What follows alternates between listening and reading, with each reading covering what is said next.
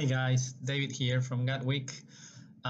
Today is about the sales process, in this case for Opex IOM. So no notes, I'm going to try to walk through it from the top of my head and try to hit on the important things. So sales process for me, it's all about, we made all the effort in marketing and people are coming through the door and requests for consultations are happening through the website. In our case, this is going to go through Acuity. So I will get an email with a notification that someone has chosen a schedule, a slot, in this case for 15 minutes, which I will follow up with a phone call to the number they've provided. They'll get the email with a reminder 24 hours before and then 2 hours before it. So at this point, all is good and great. This first part of the process is going to be about finding out if they pre-qualify for a more in-depth 30 minutes inside consultation, if they're a good fit, if I can answer, their original questions. But I think this first stage is all about learning.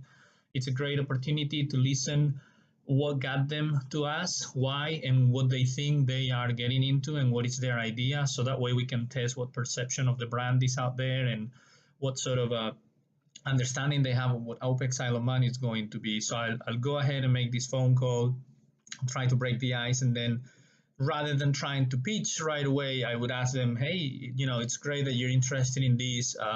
I'd love to hear what got you to us. Was this a referral? Did you just go and Google about personal training or about fitness, or how did you get to us? And also, before I tell you actually what it is, what do you think it is, and what elements did interest you? Because I think that will help me direct the answer to something that maybe fits and addresses already an issue that they may have, and it will make it easier than rather maybe giving them too broad of a explanation that could put them off. I think that would be ideal, and it will help me understand better what they are. And two outcomes can come out of this. One is that it goes well and we book right on the spot a following one, or I send a link and they can go through Acuity again. But I will always be prepared to do this right on the spot and ask them, so I can make everything happen. And immediately after we hang up, they're going to get the link for the 30-minute follow-up. But I realize that sometimes people might be in the middle of something. They might not have their schedules in front of them, so it might not be that simple. The other outcome that could happen is that they're not interested after that, and that's it. Or the alternative outcome is that they don't pick up the phone, in which case I'm going to keep hammering at that in a professional way at least 3 times before I give up and I put them in a bucket of future contact. I'll follow up with an SMS if they don't pick up my first call, but I'll keep doing that, and I'll try at different times over the next 3 days in case they have schedules and they might not be available at a particular time. I'll keep a log of all of these to make sure, first, I know how many people actually do requests for consultations and they don't answer the phone after they do that. And I'll try to look at the source of that traffic. Maybe it's organic traffic, or maybe it's a Facebook traffic, or, not quality traffic, highly likely, right? Refer people would probably be a lot smoother through the process. I don't expect to find a lot through that because the volume I don't think is going to be huge, but I think it's always good to know, simply because it'll simplify things down the road. Now, let's say that they did answer the phone and they didn't want to proceed with the consultation, and then I'm going to continue to try to get back to these people down the road. They'll go into a bucket of follow-up, but I'm not going to be able to do more than that at that stage, really, because it's only 15 minutes and they could not qualify, or they could qualify. So if they qualify, then we're going to go straight into booking the next 30 minutes, which we'll do, and hopefully right away in the spot. And then comes what I consider is the real key selling point, because now they're going to come to the premises. They've already shown enough interest. Hopefully we haven't really talked about pricing or anything like that at this stage. I'll have a better idea of what is their driver to be here, so I can take that into consideration. But I think the sales point needs to be very, very well defined. There has to be a very specific order in which I'm going to cover the facilities, the methodology, introduce them to the staff, show them around, and etc., in a way that it's comprehensive, makes sense, is not too overwhelming, but it addresses things in a proper way. And it also provides enough time for them to ask their questions if they have sticking points, if they're not solved in some elements of it. But the most important thing on top of having this process for me would be to be ready to close this sale right there, right away, and approach them as if I know I'm going to close them, and have 2 or 3 alternatives to close this and not let it go without closing, and approach the process as if not closing is not an option. And I don't mean this in an aggressive way, simply in a belief way. So my first go-to would be a 12 to 24 year contract, month contract. Sorry, that would be great, wouldn't it? Um, and have that ready. And also have a welcome pack ready. I don't know what that's going to look like, but it could be a nice presented wrap box with a T-shirt and a mug and a letter, that I've pre-arranged or something like that, or that I could print with his name or her name right away and just slip it through, so I can actually give them something tangible that they can take home, they can show, that can get them excited and have an initial point together with the signing of the contract. And if 5 minutes into the consultation is very clear that this person is going to sign, let's just go and get it done. And then I can explain the rest after they've done that. It's all about, closing the deal if it's a genuine interest. If they don't, then it gets a little bit more complicated. And I don't want them to go into a bucket of, oh, well, we're going to have to wait and contact you later if you're undecided now. I think whether it is pricing, whether it is the system itself or something that's just not quite there yet, I think the trial offer is where this will come into play. And this is the second option of I would have that ready for a signature as well that would say something like, here's your trial, and it will automatically convert into a 1-year contract unless you tell me that you don't want to do it, and you can do that up to the last day before this expires. Like an easy commitment for them to break, but at the same time, enough for them to feel that they're committed as well, to the degree that they are actually opting in for a trial, but in a lot of ways with an eye already in a commitment. It's not just a trial and that's it, right? Even though we all know that wouldn't be enforceable, it doesn't matter. It's really about the perception, I think. But it could be that it's still not quite there yet. And we will go then into trying to address what are those problems. And this is my third piece of alternatives in terms of just being prepared, right? I'm not yet decided 100% on how to attack this. I have the concept, but maybe the execution can have a couple of angles. The idea is that I know today, what is the competition, what are the services that we offer, how our pricing comes together, and I believe in our pricing, so I would be able to put into the table, listen, we do a full in-body assessment. We bought the in-body machine, body composition. This is a high-level machine, precision, really good grade equipment. Nutritionist, first of all, there's only one more like this in the island, and it's for medical purposes. A nutritionist for this will charge you at least 150 pounds just for the use of the machine to give you all the measurements, and so that you're going to get that every month with us. Secondly, I look at the personal training, which is probably what they're going to look against, and look at the hourly rate and how that would translate. And then I would look at all the BLGs and our nourishing and etc. and everything that comes together with us that is going to make their lives so much better, way beyond just the hour that they're going to train with us.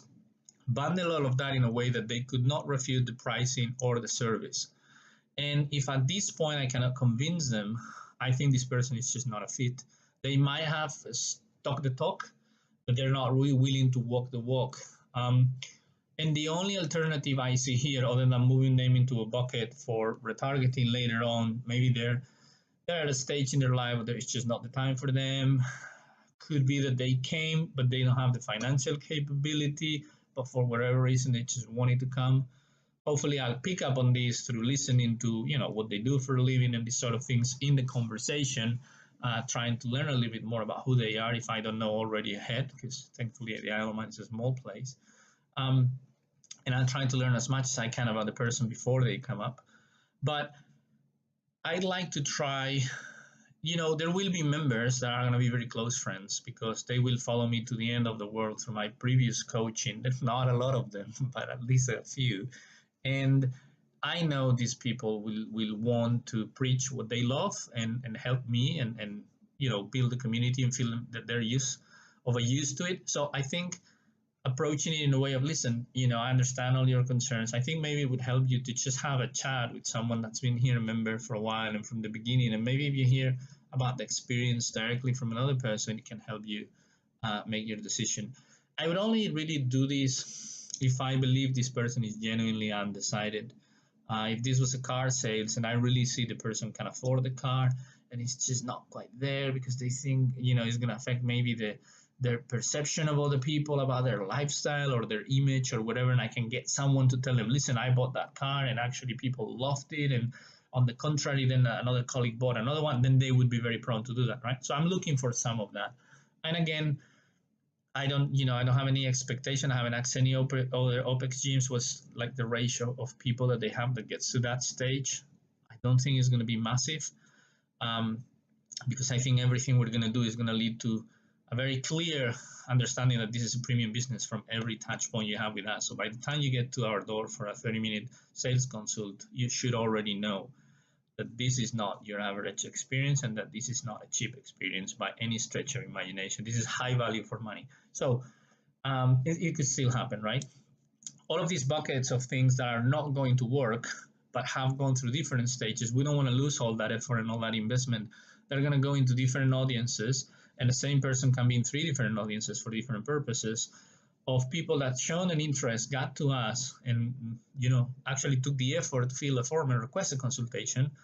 And that means that we cannot waste this. We have to keep going back at them with certain amount of frequency. And I would never get tired of doing this, because it's very cheap to just send that email, or maybe through a custom audience in Facebook, just put that post in front of them.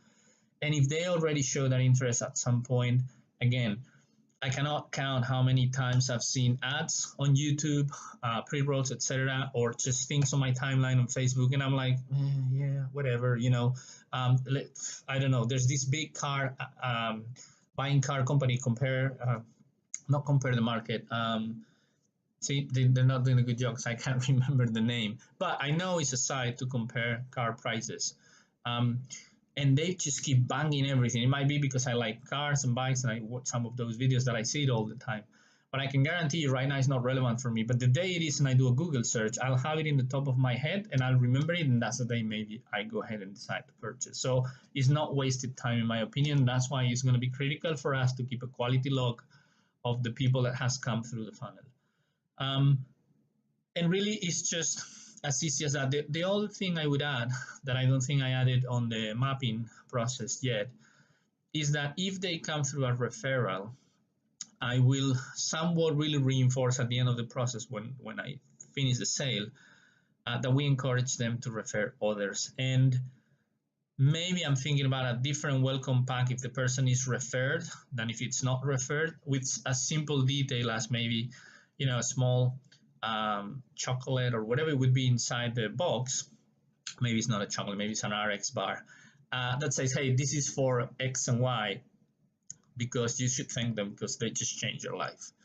And I think that'll be a nice gesture that will let the other person know that, hey, you were a part of this great experience. So the devil is on detail, but high level, without going into every bucket and every decision point within the tree, I think that's more or less how we're going to approach the sales process. At the beginning, it's going to be probably me with the majority of them until Dan gets things dialed in a little bit more with our timings and etc. And so I get a lot of practice with this. If both him and I, because the people will have probably the possibility to request a consultation with him or me through the calendars and etc. But so we'll do that if we see that works. If not, we'll try to channel everything through me at the beginning. It will also help me keep things under control probably. But if not, then this mapping process would have, rather than David like it has now, it would have David and Dan, and it would be slightly different. And as we onboard Ellen, who's going to be our third, and she starts learning about things and etc., I plan on her really helping us on an administrative side of things, managing all the scheduling and the calendars and etc., and keeping these things under control. So that's it for me. I hope it comes across in a good way and you've picked up on some of the things. And if there is anything that you see that needs addressing, please let me know. I'll be more than happy to review. Have a good day.